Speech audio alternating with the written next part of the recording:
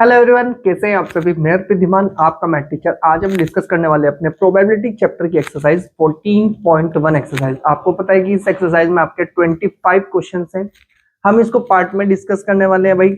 आपके पास first part, second part और हो सकता है कि थर्ड पार्ट भी आपका बन जाए। तो हम इतने क्वेश्चंस करेंगे जिसको हम एक दिन में आराम से हैंडल कर पाए। तो जल्दी से देखते हैं, आज हमारा फर्स्ट पार्ट होने वाला एक्सरसाइज 14.1 का, और देखते हैं हम कितने क्वेश्चन इस पार्ट में डिस्कस करने वाले हैं।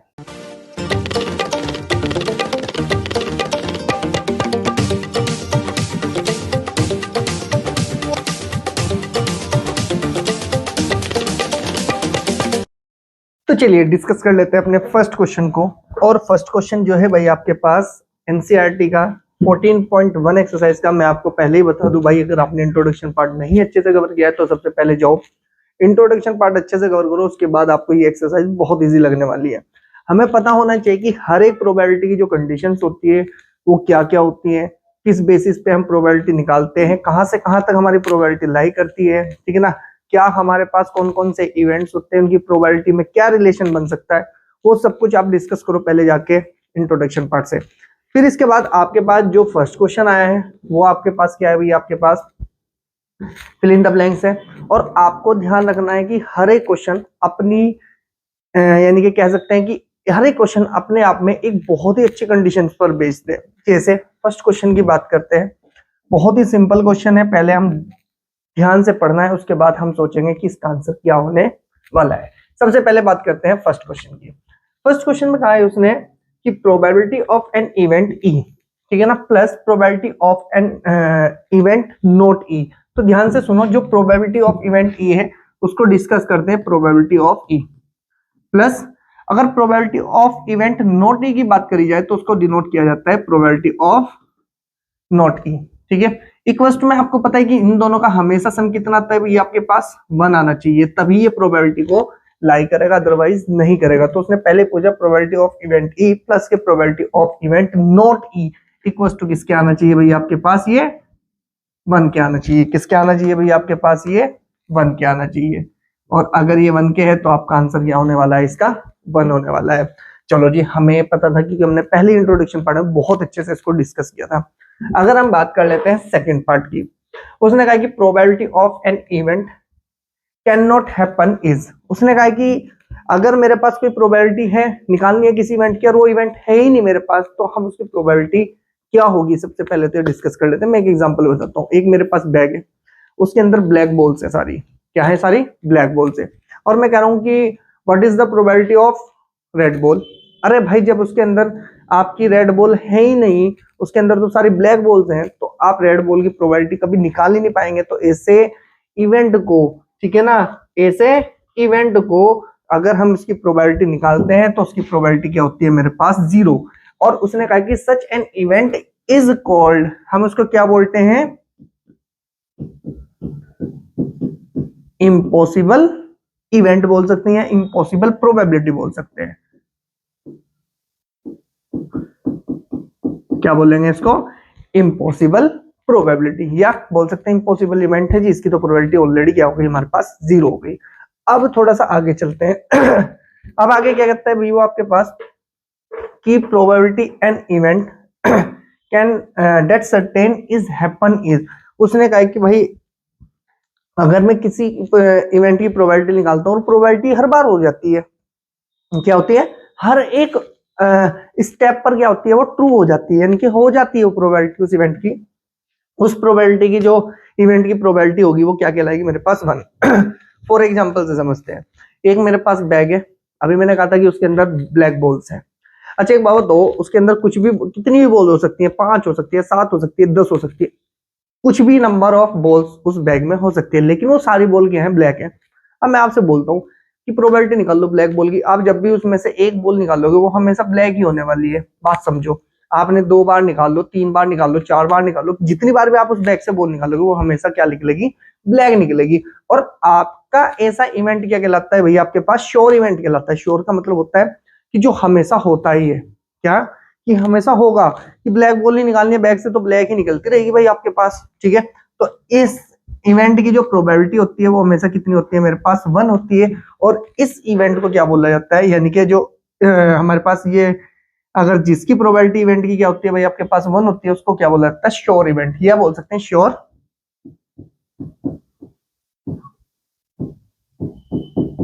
Sure probability.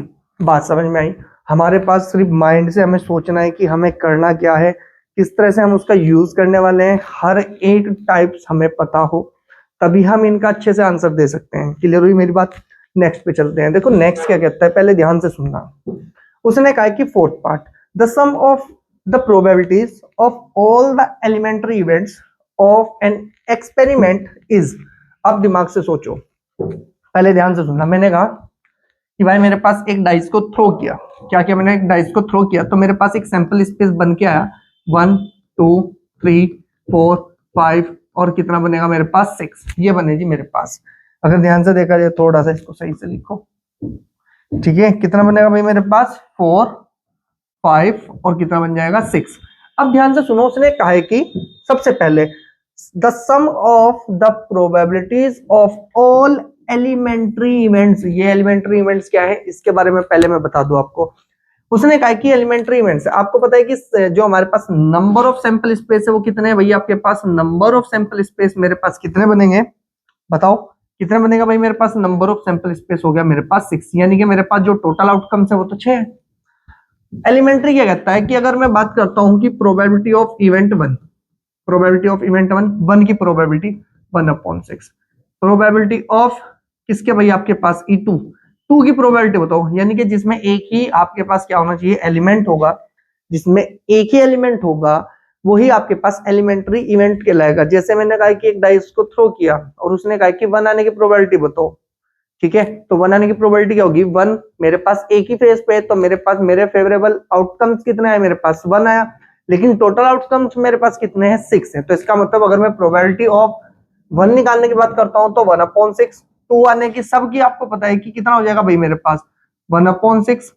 Probability of E2, या E2 ना लिख के आप इसको ऐसे लिख लो, आपको ध्यान रहेगा कि हमने करा क्या है। प्रोबेबिलिटी ऑफ 1 आने की 1/6, प्रोबेबिलिटी ऑफ 2 कितना है? 1/6, प्रोबेबिलिटी ऑफ 3 कितना है? 1/6 और प्रोबेबिलिटी ऑफ 4 कितना है भैया आपके पास?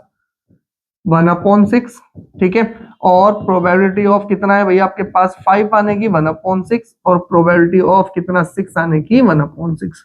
अब आप ध्यान से देखो, अगर जिस दिन मैं इनका सम करता हूँ 1/6 1/6 1/6, तो ये हमेशा इनका जो सम आएगा वो कितना आ जाएगा मेरे पास? 1 आएगा। एलिमेंट्री का मतलब होता है जिसके अंदर इवेंट के एक ही आउटकम्स हो। ध्यान से सुनो, मैंने कहा कि एलिमेंट्री इवेंट्स क्या होते हैं? वो इवेंट जिसके अंदर ओनली एक ही इवेंट हो। जैसे अगर डाइस को थ्रो करते हैं, 4 आने की प्रोबेबिलिटी, 4 आने का मतलब है बस एक ही एलिमेंट है मेरे पास, 4 एक ही फेज है, तो इसका मतलब ऐसा इवेंट को क्या बोला जाता है? एलिमेंट्री इवेंट बोला जाता है। और उसने कहा कि अगर मैं सब एलिमेंट्री इवेंट्स का सम कर दूं, ठीक है ना? उसने क्या कहा? The sum of the probabilities of all elementary events, ये सब एलिमेंट्री इवेंट्स की प्रोबेबिलिटी है 1/6 1/6 1/6 6 टाइम तक है, तो कितना बन जाएगी इसकी प्रोबेबिलिटी? 1 बनेगी। ऑफ एन एक्सपेरिमेंट, एक्सपेरिमेंट क्या किया आपने? डाइस को थ्रो किया और यहां पर आपके पास जो इनका सब का सम आएगा वो वो कितना आएगा भाई मेरे पास? 1 आएगा। अब थोड़ा सा आगे चलते हैं। अगर आपने देखा होगा, चलो जी ये 4 पार्ट तो आपको पता है कि बेसिक बेसिक चीजों से हमने फाइंड किया, लेकिन ध्यान रखना इसमें जो फोर्थ पार्ट था ना, जो भी हमने डिस्कस किया है, बहुत इंपॉर्टेंट है भाई आपका। इसके बाद आते हैं फिफ्थ पार्ट पे। फिफ्थ पार्ट कहता है the probability of an event is greater than और equals to and less than और इक्वल्स टू। अब थोड़ा माइंड को थोड़ा और दौड़ाएंगे। हमने कहा था कि अगर किसी इवेंट की प्रोबेबिलिटी निकालने हम किसी इवेंट की, आपको पता है कि ज्यादा से ज्यादा वो क्या हो सकती है? 0 हो सकती है, 0 से बड़ी रहेगी, कभी प्रोबेबिलिटी निगेटिव नहीं आएगी। तो इसका मतलब हमने यहाँ से अंडरस्टूड कर दी एक बात, क्या कि भाई ना तो प्रोबेबिलिटी 0 से छोटी हो सकती है, यानी कि निगेटिव नहीं होगी, लेकिन 0 हो सकती है। अगर 0 होती है तो उस प्रोबेबिलिटी को क्या बोलते हैं हम? Impossible probability. क्या बोलते हैं? Impossible probability. लेकिन उसने कहा कि लेस देन किससे होनी चाहिए? या इक्वल्स टू। आपने कहा कि 1 से क्या हो सकती है भाई आपके पास? लेस देन होगी। लेस देन का मतलब 1 से छोटी होगी, 1 से बड़ी नहीं हो सकती है। जैसे 1.1, ठीक है ना? 3/2, 3/, कितना कह सकते हैं आपके पास, आप कह सकते हैं 4/3, 5/2, ये कभी आपकी प्रोबेबिलिटी लाइन नहीं करेगी। क्यों? क्योंकि ये सब कुछ क्या है, सारे जो नंबर्स है हमारे पास, ये सब कुछ क्या है, आपके ग्रेटर देन 1 है। और उसने कहा कि अगर प्रोबेबिलिटी क्या हो सकती है, ज्यादा से ज्यादा, या तो 0 हो सकती है या 1 हो सकती है। कम से कम 1, ज्यादा से ज्यादा, सॉरी, कम से कम 0, ज्यादा से ज्यादा 1, और इन दोनों के बीच में ही क्या करेगी, ये लाई करेगी। तो उसने तो पहले ही बोल दिया, उसने कहा कि the probability of an event, किसी इवेंट ई की प्रोबेबिलिटी जो है ग्रेटर देन और इक्वल्स टू किसके रहती है, ग्रेटर देन का मतलब 0 से तो बड़ी, ठीक है, एंड लेस देन छोटी होनी चाहिए और इक्वल होनी चाहिए किसके, 1 के। तो आप यहां से एक बात लिख देना कि 0 से तो ग्रेटर होती है प्रोबेबिलिटी ऑफ किसी इवेंट की, और लेस देन और इक्वल टू किसकी होती है, 1 की होती है। ये आपके पास छोटे छोटे टॉपिक से बना हुआ सारा पार्ट था, जिसमें आपने इन फिल इन द ब्लैंक्स में लगभग बहुत सारी प्रोबेबिलिटी की प्रॉपर्टी को डिस्कस कर लिया। अगर इस तरह से आपके पास ये शार्प माइंड रहेगा ना कि मुझे पता है कि इसका आंसर यहाँ से निकलेगा, तो आप ऐसे क्वेश्चन को बहुत इजीली क्या कर सकते हो, सोल्व कर सकते हो। लेकिन ध्यान रखना, ये तभी पॉसिबल होगा जब आप छोटी छोटी बातों को बहुत अच्छे से कवर कर पाएंगे। फटाफट से स्क्रीनशॉट लेने, नेक्स्ट क्वेश्चन पे चलते हैं। सेकंड क्वेश्चन हमारे पास होने वाला है, फटाफट से स्क्रीनशॉट देने। तो चलिए नेक्स्ट क्वेश्चन पे चलते हैं। नेक्स्ट क्वेश्चन है हमारे पास question number second. Question number second सबसे पहले क्या कहता है, हम एक पार्ट को डिस्कस करते हैं कि पहले क्या कहता है भाई आपको क्वेश्चन, किस तरह से हमें उसको यूज करना है आंसर को, ठीक है ना, कैसे हम स्टेटमेंट अपना लिखेंगे। उसने कहा कि विच of the following experiments have equally likely outcomes, और आपको एक्सप्लेन करना है। सबसे पहले इक्वली लाइकली इवेंट्स के बारे में बात करते हैं। सपोज करो मेरे पास एक बैग में ना 2 बॉल है, सिंपल ही लेते हैं भाई, बिल्कुल 2 बॉल है, एक व्हाइट है, एक ब्लैक है, और मैं आपको बोलता हूं कि व्हाइट बॉल की प्रोबेबिलिटी क्या होगी और ब्लैक बॉल की प्रोबेबिलिटी क्या होगी। आपको पता है कि उस बैग के अंदर तो 2 ही आपके पास क्या है, बॉल्स हैं, या तो ब्लैक आएगी या व्हाइट आएगी। तो आप कहेंगे सर इन दोनों बॉल की तो जो प्रोबेबिलिटीज है वो तो इक्वल है। अगर जिस दिन आपके पास किसी कह सकते हैं हमारे पास जो आउटकम्स है वो इक्वली बिहेव करते हैं, जैसे हमने कॉइन को टॉस किया, आपको पता है कि या तो मेरे पास हेड आएगा या मेरे पास टेल आ जाएगा। आपको पता है कि दोनों की जो प्रोबेबिलिटी वो 50-50% है। तो ऐसे इवेंट को इक्वली लाइकली इवेंट्स कह सकते हैं, या तो हेड आ सकता है या टेल आ सकता है। समझो मेरी बात को, हमें पता है कि कोई एक एक्सपेरिमेंट किया हमने कि कॉइन को टॉस किया, आपको पता है तो हेड आएगा या मेरे पास ओनली टेल आ सकता है। तो इस बारे में यानी कि हमारे पास जो मेरे पास 2 ही आउटकम्स हो किसी एक्सपेरिमेंट को करने के लिए, ठीक है, वो सारे के सारे क्या कहलाते हैं, इक्वली लाइकली इवेंट्स। ठीक है, अब ध्यान से सुनो, जैसे मैं कह रहा हूं कि एक स्टूडेंट है, मैंने कहा स्कूल जाएगा, उसने कहा सर, उसने आपको आंसर दिया नहीं मैं नहीं जाऊंगा, या तो वो स्कूल जाएगा या वो स्कूल नहीं जाएगा। तो 2 ही आपके पास आउटकम्स आए ना, तो ऐसे एक्सपेरिमेंट को आप क्या बोलते हैं, इक्वली लाइकली एक्सपेरिमेंट बोलते हैं। ठीक है, अब ध्यान से सुनो, अब उसने ये बोल दिया मुझे कि जो मेरे पास आपके पास 4 स्टेटमेंट दिए और चारों स्टेटमेंट बोलती है कि भाई मुझे बताओ क्या मैं इक्वली लाइकली इवेंट्स हूं या नहीं हूं। ठीक है ना, हर एक स्टेटमेंट को पढ़ते हैं। सबसे पहले फर्स्ट पार्ट कहता है कि a driver attempts to start a car, the car start और डज नॉट स्टार्ट। अब ध्यान से सुनना है मेरी बात को, माइंड थोड़ा सा ध्यान से सुनना। आप कहेंगे सर ये तो इक्वली लाइकली इवेंट्स हो गए, बहुत सारे बच्चे 99% बच्चे ये बोलेगा सर ये तो इक्वली लाइकली इवेंट्स है, क्योंकि हम गाड़ी को या तो स्टार्ट कर सकते हैं या नहीं कर सकते।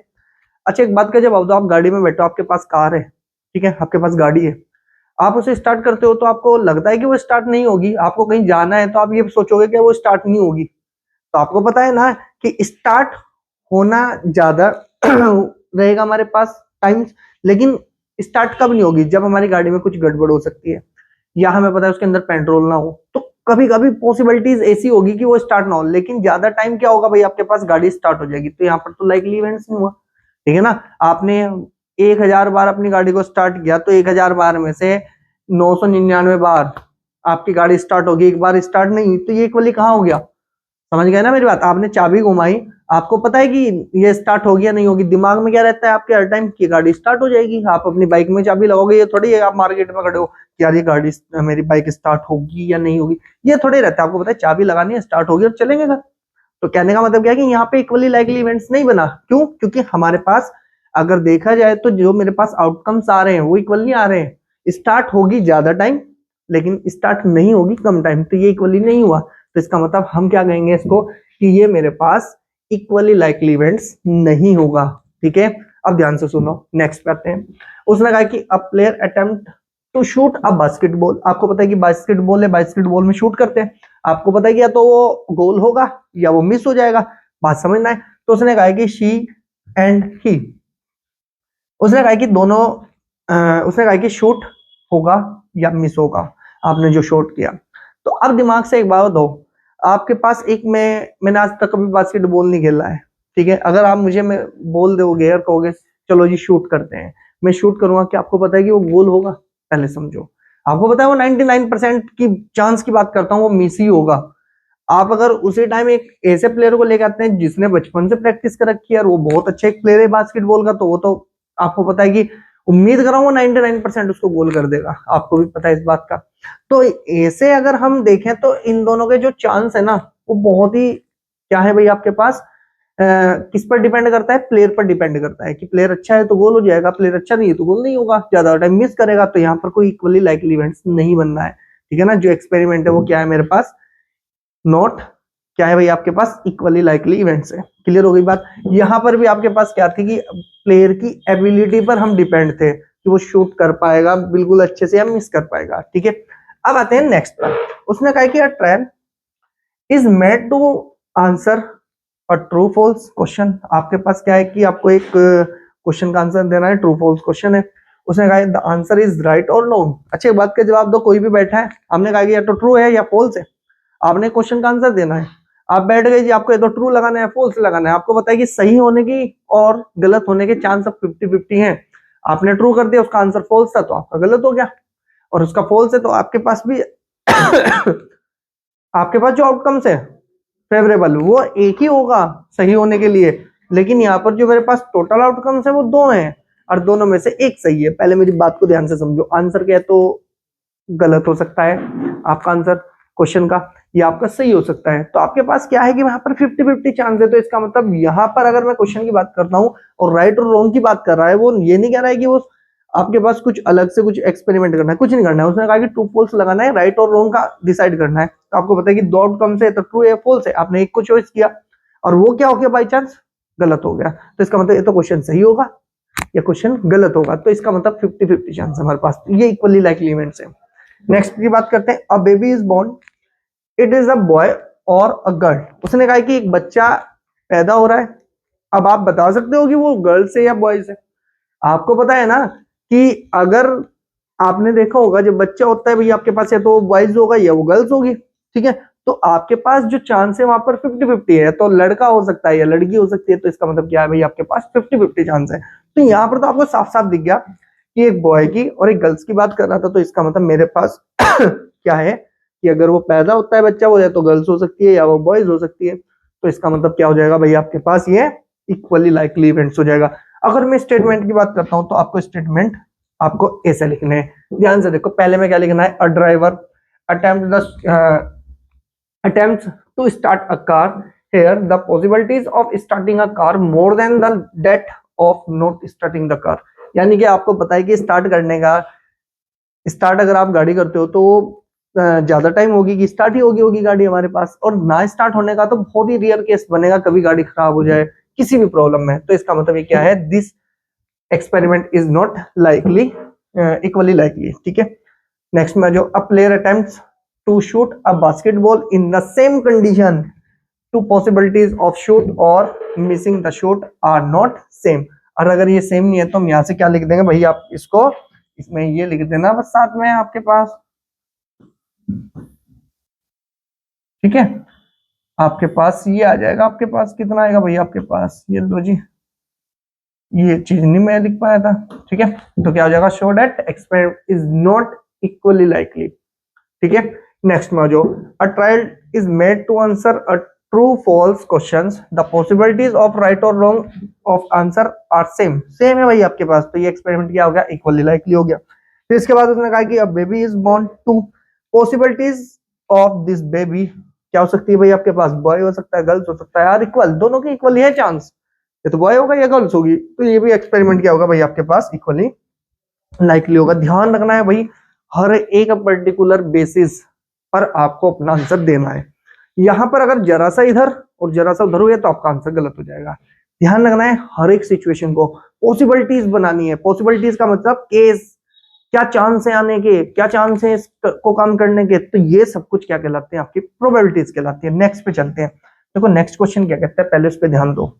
उसने कहा है कि why the tossing a coin considered to be a fair way of deciding which team should get the ball at the beginning of a football। आपके पास क्या करना है भाई, आपके पास गेम। अब थोड़ा दिमाग लगाओ। उसने कहा है कि भाई आपके पास अगर किसी टीम को फुटबॉल दी जाती है, ठीक है ना, तो हम टॉस ही क्यों करते हैं किसी कॉइन से, वो फेयर कॉइन से टॉस क्यों किया जाता है। उसने कहा है कि टॉस, हमने किसी कॉइन को टॉस किया और वो टीम जीत गई, और उसको क्या कहते हैं कि फुटबॉल दे देते हैं, लो आप स्टार्ट करो गेम को। तो उसने कहा कि ये क्यों किया जाता है, समझ गया मेरी बात। तो हमने क्या कहा कि आंसर बिल्कुल सिंपल वे में देना है। हमने कहा tossing a coin is considered to be a fair way because the coin is symmetric and the possibilities of getting head और टेल आर इक्वल। हम कहेंगे कि भाई अगर कॉइन को हम टॉस करते हैं तो हमारे पास जो चांस है यानी कि टॉस करने के वो 50-50 है। जो टीम विन हो जाएगी उसको हम क्या दे देंगे भाई, आपके पास बॉल दे देंगे। और आपको पता है कि उन दोनों के अंदर दो ही आपके पास आउटकम्स है, एक आपके पास हेड है और एक आपके पास टेल है। जो टॉस विन हो जाएगा उसको फुटबॉल दे दी जाएगी। और इसमें आपका जो कॉइन है ना वो बिल्कुल फेयर कॉइन है। फेयर कॉइन का मतलब है उसमें कोई भी चीटिंग के चांस नहीं है। या तो आपका कॉइन को टॉस करने के बाद हेड आ सकता है या टेल आएगा, जो विन होगा उसको आपको बॉल दे दी जाएगी। समझ गए ना। और सिमेट्रिक का मतलब होता है भाई आपके पास कि आपके पास दोनों, अगर फेस की बात करी जाए तो वो दोनों के दोनों आपके क्या हैं, अलग हैं। ठीक है ना। अब ध्यान से सुनो, आपने क्रिकेट तो देखा ही होगा। क्रिकेट में जब टॉस किया जाता है तो जो टीम विन होती है वो चूज करती है कि भाई हमें बॉलिंग लेनी है या हमें बैटिंग लेनी है। क्योंकि फुटबॉल में आप इतना अच्छे से नहीं समझ पाएंगे, लेकिन आपको ध्यान रखना है उसने पहले ही बोल दिया जो टॉस विन होता है उसी को बॉल दे दी जाती है कि चलो आप गेम स्टार्ट करो। लेकिन ध्यान रखना वो कॉइन इसलिए टॉस किया जाता है क्योंकि वहां पर क्या होते हैं, आपके इक्वल चांस होते हैं भाई आपके पास विन होने के और या आपके लूज होने के, किसमें, कॉइन को टॉस करने पर। तो इसलिए आप क्या करते हैं कि भाई आपके पास कॉइन को टॉस किया जाता है। क्लियर होगी इतनी बात। तो अब हमारे पास जितने भी थ्योरेटिकल क्वेश्चन थे ना उनको बहुत सोच समझ के लिखना है आपको, घबराना नहीं है, बस सिर्फ समझना है कि हाँ हम इस वे को कैसे लेके चल रहे हैं। ठीक है ना, तब आप आंसर देना। फिर इसके बाद आता है हमारे पास नेक्स्ट क्वेश्चन। अब नेक्स्ट क्वेश्चन क्या है भाई आपके पास, उसने खुद बोला कि मेरे पास which of the following can not be the probability of an event. उसने कहा कि ये 4 प्रोबेबिलिटीज मुझे दी गई है। अब इसमें से उसने कहा कि एक ऐसी प्रोबेबिलिटी है जो आपकी नहीं हो सकती है। एमसीक्यू क्वेश्चन है आपके पास ये।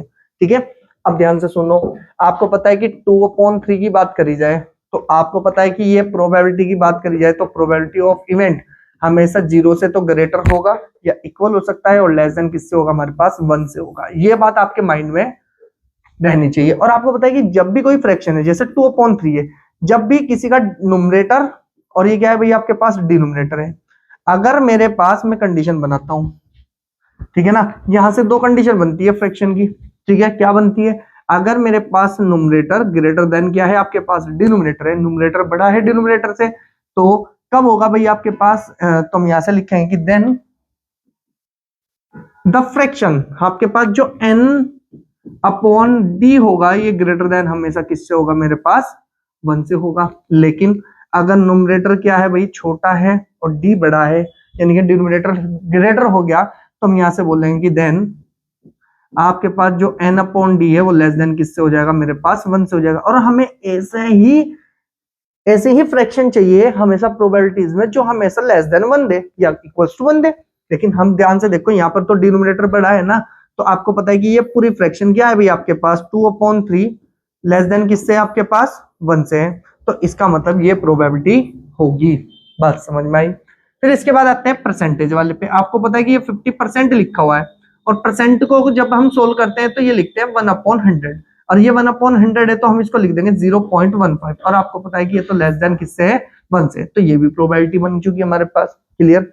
नेक्स्ट पे आ जाओ। आपको पता है कि ये 0.7 है, और ये तो आपको डेफिनेटली पता है कि ये तो किससे छोटा है भाई आपके पास 1 से छोटा है, तो ये भी प्रोबेबिलिटी बन चुकी है मेरे पास। तो बचा हुआ पार्ट कौन सा है मेरे पास, आप बी पे ध्यान दो। बी क्या है माइनस के 1.5, और ये क्या हो गया भाई आपके पास, थोड़ा ध्यान से सुनो, ये क्या है भाई आपके पास, ये क्या है, 0 से लेस देन हो गया।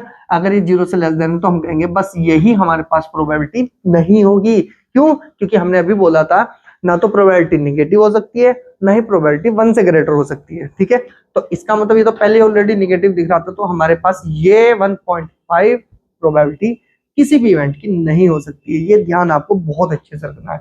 समझ में आई मेरी बात? नेक्स्ट पे चलते हैं। देखो नेक्स्ट क्वेश्चन क्या कहता है भाई, आपको हमें एक एक छोटी छोटी बात पर डिस्कस करके चलना है। ध्यान रखना है भाई, आपका प्रोबेबिलिटी एक ऐसा चैप्टर है, कहीं से भी आपका क्वेश्चन मिल सकता है, तो आपको हर एक स्टेप अच्छे से कवर होना चाहिए।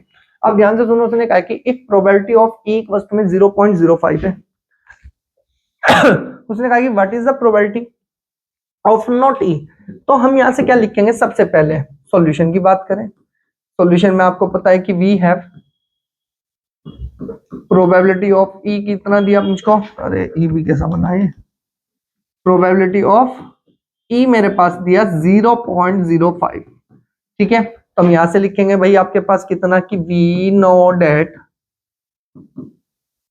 आपके पास एक प्रोबेबिलिटी की कंडीशन थी भाई आपके पास प्रोबेबिलिटी ऑफ ई प्लस के probability of not E equals to कितना होता था मेरे पास 1, और आपको दे क्या रखा है भाई आंसर में, पहले ये बताओ, प्रोबेबिलिटी ऑफ ई दे रखा है कितना आपके पास 0.05, और मुझे क्या निकालना है, प्रोबेबिलिटी ऑफ नॉट ई। और ध्यान से सुनना, यहां पर मैं इसे लिख देता हूं भाई आपके पास, बिकॉज कि अगर मैं प्रोबेबिलिटी ऑफ नॉट ई की बात करता हूं तो उसको डिनोट किया जाता है किससे, प्रोबेबिलिटी ऑफ ई बार से। ठीक है ना, जब नोट की बात करते हैं तो ई के ऊपर बार लगा देते हैं हम, या ई के ऊपर डैश लगा देते हैं ऐसे, कि प्रोबेबिलिटी ऑफ ई डैश। तो आपको ई डैश तो अभी यूज करना नहीं, आप 11वीं क्लास में जाओगे जब आपको पता चल जाएगा ई डैश भी वहां पर यूज करते हैं, अगर कर भी रखा होगा किसी बुक से तो आपको ध्यान रखना है। चलो जी, इक्वल्स टू किसके दिखाया भाई, इसको 1 के दिखाया। अब ये जाएगा इधर, तो इसका मतलब probability of not equals to हो जाएगा 1 माइनस के 0.05, और आपको पता है कि जैसे ही मैं इसको माइनस करूंगा ये तो बन जाएगा प्रोबेबिलिटी ऑफ कितना, ध्यान से सुनो, आपको पता है ये 1 है, 1 का मतलब है 0.100, समझो कितना है 0.100 समझ लो। अब आपको इसमें से माइनस कर 0.5 तो ये बन जाएगा 0.95। तो घबराना नहीं है भाई, बिल्कुल आसान सा सवाल था आपके पास, माइनस प्लस करना सीख लो और यही आपके पास क्या होने वाला है, आंसर होने वाला है। समझ में आई मेरी बात? तो आप फटाफट से इसका स्क्रीनशॉट दें, नेक्स्ट पे चलते हैं, फटाफट से लिखें। तो चलो नेक्स्ट पे चलो, नेक्स्ट क्वेश्चन क्या कहता है, पहले ध्यान से सुनना भाई नेक्स्ट क्वेश्चन को। नेक्स्ट क्वेश्चन आपको कहता है कि अ bag contains lemon flavoured candy only. एक बैग है मेरे पास, पहले ध्यान से सुन लो, मैं पहले एक बैग बना लेता हूं भाई। ये मेरे पास एक बैग है, ठीक है जी, ये मेरे पास बैग है। उसने बोल दिया कि इसके अंदर क्या है भैया आपके पास,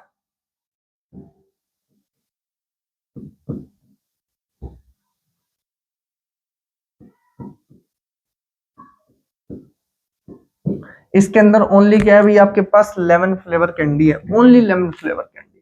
ठीक है, अब हमें क्या कह रहा है कि वो आगे ध्यान से सुनो। उसने कहा कि Malini takes out 1 candy without looking into the bag.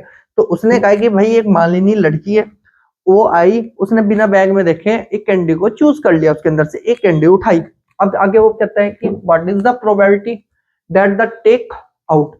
तो उस मालिनी ने जो कैंडी निकाली है उसकी प्रोबेबिलिटी की बात कर रहा है। सबसे पहले पार्ट पे बोलता है कि एन ऑरेंज फ्लेवर कैंडी। अब एक बात का जवाब दो, माइंड से सोचना है भाई आपको, उस बैग के अंदर तो ऑरेंज फ्लेवर की कैंडी कोई थी नहीं, पहले समझो कि उस बैग के अंदर क्या ऑरेंज फ्लेवर की कोई कैंडी थी, नहीं थी, तो इसका मतलब वहां पे तो प्रोबेबिलिटी 0 बन गई।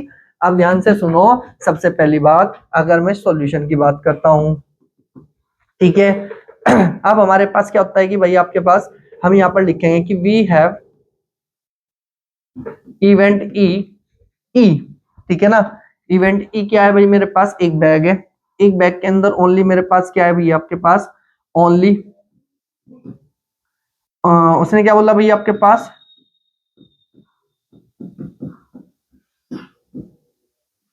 उसने कहा कि लेमन फ्लेवर्ड कैंडी है मेरे पास।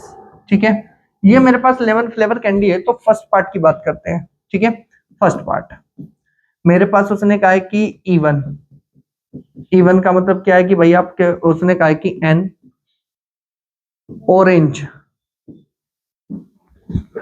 ऑरेंज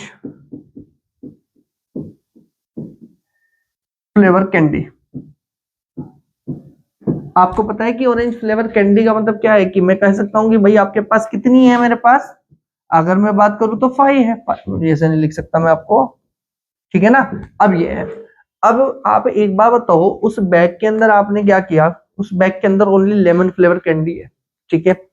अब हमारे पास जो मेरे पास फेवरेबल आउटकम्स हैं, तो हम यहां से लिखेंगे कि therefore probability of even, probability of किसके भाई, आपके पास इवन इक्वल्स टू में फेवरेबल आउटकम्स। अब ध्यान से सुनो, उसने मेरे फेवर की बात करी, तो इसका मतलब क्या था भाई, आपके पास ऑरेंज फ्लेवर कैंडी थी। ऑरेंज फ्लेवर क्या है, इस बैग के अंदर ऑरेंज है नहीं है, तो इसका मतलब कोई भी नहीं आएगी। तो हम यहाँ से क्या लिखेंगे कि 0 अपॉन कितना भाई आपके पास, 0 upon number of sample space.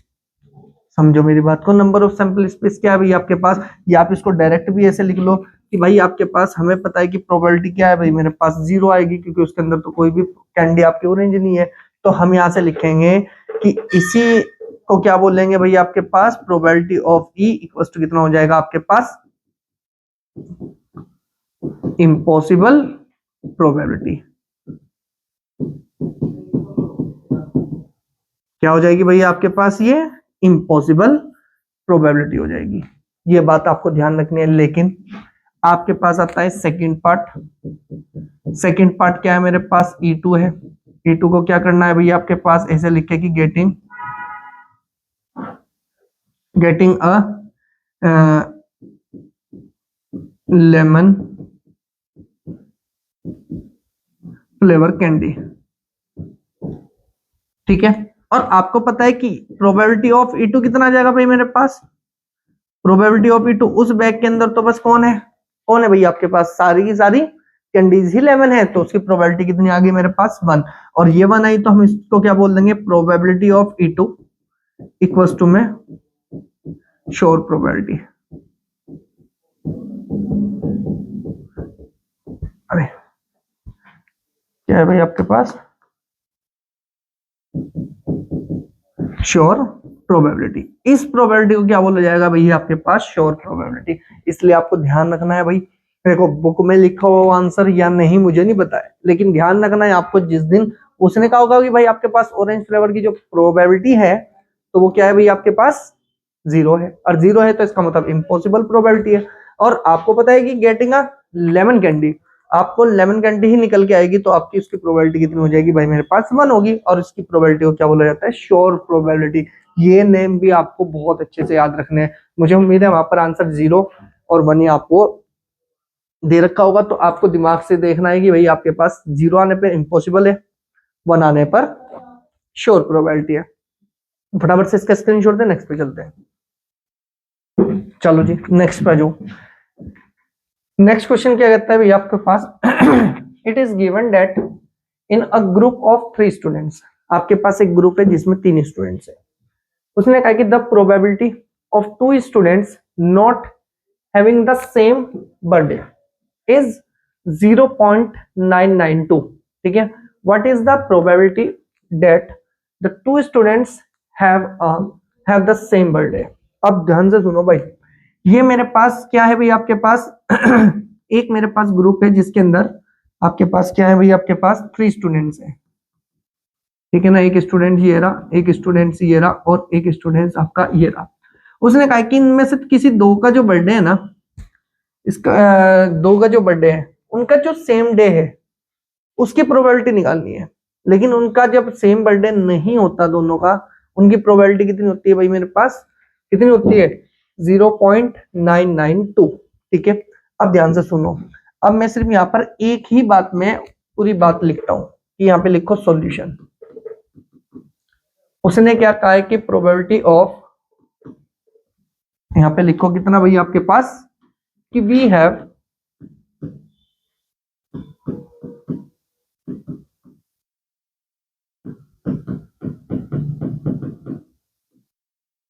Probability of 2 students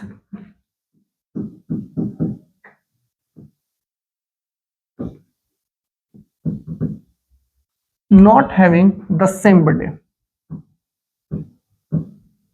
same, इसको तो रेफर कर दो भाई,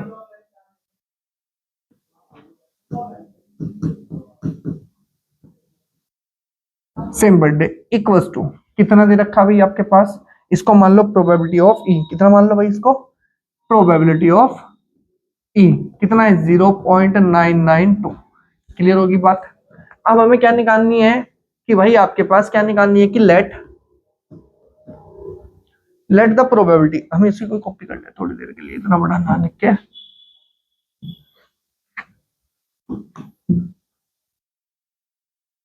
ठीक है ना। एक मिनट भाई, आपके पास हम क्या लिखेंगे भाई, इसको